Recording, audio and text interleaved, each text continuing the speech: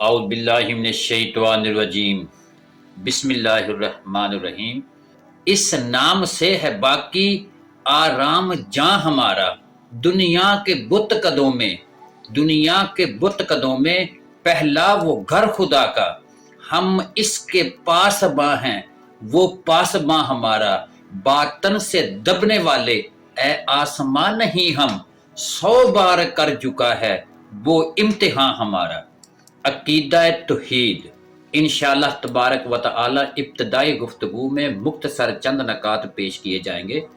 آپ حضرات سے التماس ہے کہ نہایت ہی توجہ کے ساتھ سنیں اور بات کو محفوظ رکھنے کی کوشش کریں، اور آپ دوستوں کو ریکویسٹ کرتے ہیں کہ اس ویڈیو کو پورا سنا کرو اور آخر میں دعا میں شامل ہو کر کمنٹ سیکشن میں آمین ضرور لکھا کرو۔ اللہ پاک اس مہینے میں ہماری مشکلاتیں آسان فرمائے، ہر مشکلات ہماری آسان فرمائے۔ کل اے میرے حبیب صلی اللہ علیہ وآلہ وسلم آپ فرما دیجئے، واللہ وہ اللہ ہے، احدن وہ ایک ہے۔ اس آیت کا شان نزول یہ ہے کہ نبی کریم صلی اللہ علیہ وآلہ وسلم جب لوگوں کو ایک معبود کی عبادت کی طرف بلا رہے تھے، وہ ماحول جو کہ شرک سے بھرا ہوا تھا، جہاں چپے چپے پہ انہوں نے خود ساختہ معبود بنا رکھے تھے، یہ چھوٹے الہ اور معبود انہوں نے اپنے ہاتھوں سے گڑے ہوئے تھے۔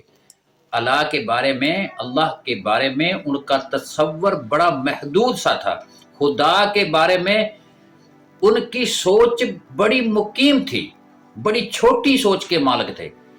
جس وقت سید عالم محمد صلی اللہ علیہ وآلہ وسلم نے انہیں ایک خدا کی عبادت کی طرف بلایا کہ آؤ، تو عامر بن طفیل اور اس قسم کے کئی لوگ سید عالم صلی اللہ علیہ وآلہ وسلم کے پاس آئے۔ انہوں نے آپ سے سوال کیا، الہ متعدد ہیں، آپ ہمیں کس کی طرف بلاتے ہیں؟ آپ نے فرمایا، میں تمہیں ایک خدا کی طرف بلاتا ہوں، یہ جن کو تم نے اپنے ہاتھوں سے گڑا ہے، اور جو آپ اپنے ہاتھوں سے گڑ کے ان کو خدا سمجھتے ہو، ان کو معبود بنا رکھا ہے، یہ چھوٹے ہیں، یہ ہماری عبادت کے مستحق نہیں ہو سکتے۔ ہماری جبین صرف اسی معبود کی بارگاہ میں جھکے گی جو خدا ہے، الہ ہے اور ایک ہے۔ انہوں نے پوچھا، جس خدا کی تم ہمیں دعوت دے رہے ہو، کیا وہ سونے کا بنا ہوا ہے، یا وہ چاندی کا ہے، یا وہ کسی لوہے کا ہے، کیا وہ لکڑی کا بنا ہوا ہے، کس چیز کا بنا ہوا ہے؟ ان کا خدا کے بارے میں تصور یہی تھا کہ خدا لکڑی کا بنا ہوگا، خدا لوہے کا بنا ہوگا، خدا چاندی کا بنا ہوگا، یا سونے کا بنا ہوگا، پتھر کا بنا ہوگا، یا مٹی کا ہوگا۔ جب انہوں نے یہ سوال کیا تو سید عالم صلی اللہ علیہ وآلہ وسلم نے جواب دیا، قل هو اللہ احد، وہ خدا ایک ہے جس کا کوئی بیٹا نہیں، نہ وہ کسی کا بیٹا ہے۔ خالق کائنات جل شانہ کی ذات ایسی ہے کہ کائنات میں وہ ذات احد کہلاتی ہے۔ محترم سامعین، محترم ناظرین، جس وقت سید عالم صلی اللہ علیہ وآلہ وسلم نے یہ فرمایا تو یہ زبان سرکار مدینہ کی تھی اور پیغام خالق کائنات کا تھا۔ فرمایا، قل هو اللہ احد، خدا احد ہے۔ حضرت سیدنا امام اعظم ابو حنیفہ رحمت اللہ علیہ سے کسی نے پوچھا تھا کہ اللہ کے وجود پر دلیل کیا ہے؟ آپ نے اس دہریہ سے یہ کہا تھا، کیا تم مجھے اس بات کا جواب دیتے ہو کہ ایک درخت ہے، خود بخود اس کی لکڑی کے تختے بنتے ہیں، اور پھر خود بخود تختوں سے کشتی بنتی ہے، اور پھر خود بخود کشتی بغیر چلانے والے سے چلتی ہے، اور اس طرح چلتی چلتی سمندر کی موجوں اور پیڑوں سے گزرتی ہوئی وہ ساحل مراد پر پہنچ جاتی ہے۔ وہ کہنے لگا کہ اے ابو حنیفہ، بھلا یہ کس طرح ہو سکتا ہے کہ خود بخود درخت کے تختے بن جائے، خود بخود جڑ سے اکھڑ جائے، اور خود بخود کشتی بن جائے، اور خود بخود کشتی بغیر کسی عملہ سے ان موجوں اور تھپڑوں سے ٹکراتی ہوئی اپنی منزل پہ پہنچ جائے؟ یہ کیسے ہو سکتا ہے؟ اس طرح نہیں ہو سکتا۔ میرے امام نے کہا، جب ایک چھوٹی سی کشتی बगैर किसी बनाने वाले के और बगैर किसी चलाने वाले के नहीं चल सकती, तो फिर ये पूरी कायनात का निजाम बगैर किसी चलाने वाले से किस तरह चल सकता है। हजरत इमाम शफी रहमतुल्लाह अलैह से किसी ने पूछा तो आपने फरमाया, मेरे नजदीक तो मेरे खुदा के वजूद की दलील शहतूत का पत्ता है। शहतूत के पत्ते से पत्ते रंग में एक तरह के होते हैं, तबीयत में एक तरह के होते हैं। शहतूत के पत्तों को अगर रेशम का कीड़ा खाता है तो इससे रेशम बाहर निकलता है। अगर इसे शहद की मक्खी इस्तेमाल करती है तो इसमें से शहद निकलता है, इसमें से शहद आता है। और अगर इसे बकरी खाती है तो इसे मेंगने बाहर आती हैं। और अगर इसको हरन इस्तेमाल करता है तो इसके नाफे में कस्तूरी बनती है। वो खुदा है जो एक ही पत्ते को कभी शहद में बदल देता है, कभी रेशम में बदल देता है, कभी कस्तूरी में बदल देता है, कभी वो जात मेरे खुदा की जात है। हजरत इमाम अहमद बिन जबील रज़ी अल्लाह ताला अन्हु ने, किसी ने पूछा खुदा के वजूद की हमारे पास दलील क्या है। आपने फरमाया, आसान सी बात है कि एक किला है जिसके बाहर चांदी लगी हुई है, जिसके अंदर सोना लगा हुआ है, और किला हवा बंद है। किले की बिल्कुल 4 साइडों पे, बिल्कुल हर साइड पे वो बंद है, जरा भर भी इसके अंदर नहीं, कोई चीज अंदर हवा तक नहीं जा सकती। मगर जब इस किले की दीवारें फूटती हैं तो अंदर से एक जानदार बरामद होता है। जो खुदा इस हवा बंद किले के अंदर एक जान को पैदा करके जिंदा रख सकता है, वो खुदा मेरा खुदा है। और जो जात ये काम कर रही है वही जात है इस कायनात की महबूद हकीकी। वो कौन सा किला है? आपने अंडे की मिसाल दी, फरमाया अंडा एक किला है जिसके बातन पर सोना और जहर पर चांदी है। अंदर उसका सोना है यानी जर्दी, और बाहर इसकी चांदी है। जिस वक्त इसकी दीवारें फुटती हैं तो अंदर से चूजा बरामद होता है। अब कोई निजाम नहीं था जिसकी वजह से हवा अंदर जा रही होती। जिस जात ने इस बंद किले के अंदर जानवर को जिंदा रखा था, वो जात ही कायनात की खालक है और महबूद है। हजरत इमाम मालिक रहमतुल्लाह अलैह से किसी ने पूछा कि खुदा के मौजूद होने पर दलील क्या है। आपने फरमाया, यूं समझो ये जबान जो है, ये जबान आपके मुंह के अंदर जो जबान है, इसकी बनावट और इसका गोश्त एक ही किस्म का है। लेकिन किसी जिस्म में जब ये पहले नंबर पर बोलना शुरू करती है तो अरबी बोलती है, और कहीं यही जबान पंजाबी बोलती है, और कहीं यही जबान उर्दू बोलती है। किसी इलाके में यही गोश्त का लोथड़ा, गोश्त का टुकड़ा इंग्लिश बोलता है, किसी इलाके में यही गोश्त का टुकड़ा बंगाली बोलता है, और किसी इलाके में यही गोश्त का टुकड़ा हिंदी बोलता है। एक ही बनावट, एक ही हकीकत और एक ही मादियत का गोश्त मुख्तलिफ आवाजें पैदा करता है। एक ही किस्म की साख्त की जबानों से मुख्तलिफ बोलियां निकलने वाली जात को खुदा कहा जाता है। गोश्त एक है मगर इसमें आवाजें मुख्तलिफ आती हैं। जब बोलना शुरू करता है तो नगमा पैदा होता है। इससे मुख्तलिफ आवाजें, मुख्तलिफ जबानें, मुख्तलिफ लगात पैदा करने वाली जो जात है वो जात खुदा की जात है। अगर ये महज इत्तफाक होता तो फिर इस गोश्त के टुकड़े से एक ही किस्म की आवाजें निकलती। मुख्तलिफ लगात जो इसमें बंद कर दी गई हैं, ऐसा प्रोग्राम किसी के करने से हुआ है और वो करने वाला खुदा है, खुदा की जात है। फिर देखो, आपने फरमाया कि आवाज तो एक है, कभी बोलती है तो बुलबुल की रश्क आती है, कभी बोलती है तो बड़ी भारी आवाज होती है, करख्त आवाज होती है। जबान से निकलती है तो मुखातब को अच्छी नहीं लगती, और कभी ऐसी होती है कि दिल की गहराइयों में असर पैदा कर जाती है। जिस जात ने एक ही किस्म की आवाज में मुख्तलिफ किस्म की तासीर रख दी है, वही जात पूरी कायनात को चलाने वाली जात है। मोहतरम सामीन, इख्तिसार से गुफ्तगू को आगे बढ़ा रहा हूं। खालिक कायनात جل جلالہ نے اپنی توحید کو بیان فرمایا۔ توحید کیا چیز ہے؟ توحید کی تعریف کیا ہے؟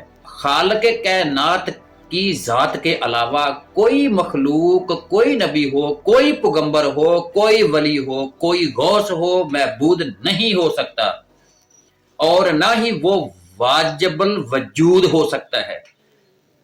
اب اس اصطلاح کو یہی تھوڑا سا آسان کر کے پیش کرنا چاہتا ہوں۔ واجب الوجود کیا ہوتا ہے؟ ایک ممکن ہوتا ہے۔ واجب الوجود وہ ہے کہ جس کا ہر حال میں موجود ہونا ضروری ہو، وہ واجب الوجود ہے۔ جس کا وجود ہر حال میں ضروری ہو، جس پہ کبھی عدم آ ہی نہ سکے۔ جب کچھ تھا تو خدا تھا، اور یہ تھا، تھی، تھے، نہ تھے تو بھی خدا تھا، اور ایک وقت آئے گا جب پوری دنیا فنا ہو جائے گی، جب ہر عروج پہ زوال آ جائے گا، جب وقت ہر طرف عدم ہی عدم ہوگا، تو اس وقت ایک جو ذات موجود ہوگی اسے واجب الوجود کہا جاتا ہے، اور وہ میرے خدا کی ذات ہے۔ سمجھ لو پیارے دوستو، واجب الوجود وہ ہے جس کا وجود ہر حال میں ضروری ہو، اور کبھی اس پر عدم آ ہی نہیں سکتا۔ جب جسم ہوگا تو اسم ہوگا، اگر جسم نہ ہوگا تو اس کا اسم نہیں۔ کائنات میں گھوم کر دیکھ لو، کائنات میں نظر اٹھا کے دیکھ لو، زمین و آسمان پر دیکھ لو، چرند پرند، ہر چیز جو اللہ پاک نے پیدا کی ہے اس کا جسم ہے تو اسم ہے۔ اگر وہ جسم نہیں تو اس کا اسم نہیں ہو سکتا۔ ہر جسم کا اسم ہے۔ کائنات میں کوئی ایسی چیز نہیں ہے جس کا جسم ہو اور اسم نہ ہو۔ ممکن واجب الوجود کہ جس میں عدم بھی ہوتا ہے اور وجود بھی ہوتا ہے۔ کبھی عدم کا پلڑا بھاری ہوتا ہے تو وہ شے معدم ہو جاتی ہے، اور اگر وجود کا پلڑا بھاری ہو تو وہ شے موجود ہو جاتی ہے۔ خالق کائنات کی ذات کے علاوہ یہ پوری کائنات ممکنات میں سے ہے۔ ہم سب ممکن ہیں۔ ہمارا عدم و وجود یہ ترازو کے دو پلڑوں کی طرح برابر ہوتا ہے۔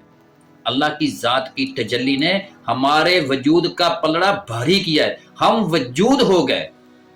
ہم معدم تھے، عدم و وجود برابر تھا۔